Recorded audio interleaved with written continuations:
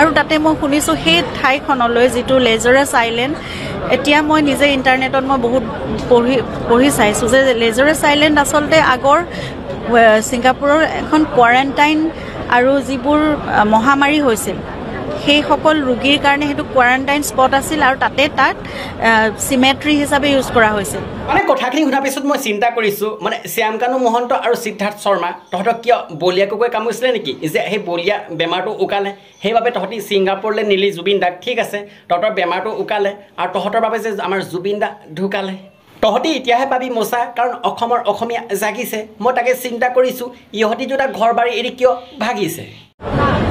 গতিকে তালে কোনো মই জনামতে কোনো তাৰ লোকেল লোকসকলে তাত কেতিয়াও এনজয় কৰিবলৈ নাযায়।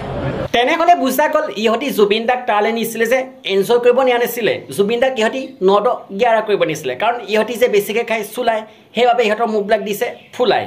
তাত সেই ধৰণেৰে চাই সেই ঠাইখন চিমেট্ৰি, সেইখন ঠাইখনক হণ্টেড জেগা বুলি কয়, তেনেকুৱা এখন ঠাই। আৰু সেই সাগৰৰ পানীখিনিত কিবা এটা আছে তাত, আগতেও বহুত ঘটনা হৈছে আৰু তাত কি কাৰণে মানুহ এনেকৈ ডুবি যায়, হেৰাই যায়, মৃত্যু হয়, তাৰ কোনো কাৰণ নোলায়।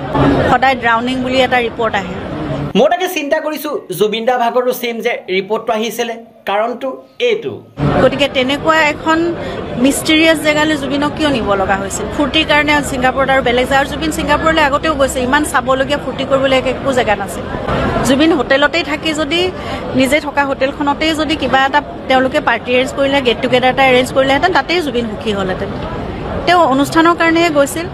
মানে আপুনি এতিয়াও পোৱা নাই বুজি, কাৰণ জুবিন দা অনুষ্ঠানৰ বাবেহে গৈছিলে, কিন্তু লগত যোৱা এই বলিয়া কুকুৰকেইটা নিজৰ ধান্দাতহে গৈছিলে।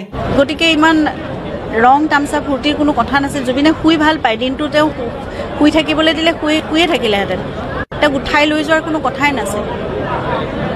গতিকে মোৰ বহুত প্ৰশ্ন আছে, মই এই গোটেই প্ৰশ্নবোৰে ন্যায় মই বিচাৰোঁ।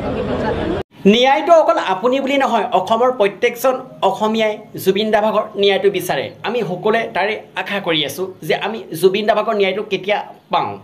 বন্ধুসকল সঁচা কথা ক'ব, আজি ভিডিঅ' চাই কেনেকুৱা লাগিল? যদি ভাল লাগিছিল লাইকটো কৰিব, চেনেলটো যদি ছাবস্ক্ৰাইব কৰে ছাবস্ক্ৰাইবটো কৰিব, ধুনীয়াকৈ এটা কমেণ্ট কৰি জনাব, পাৰিলে যদি শ্বেয়াৰ কৰাকৈ নাথাকিব। আৰু আজিলৈ ভিডিঅ' এৰিছোঁ। জয় অসম।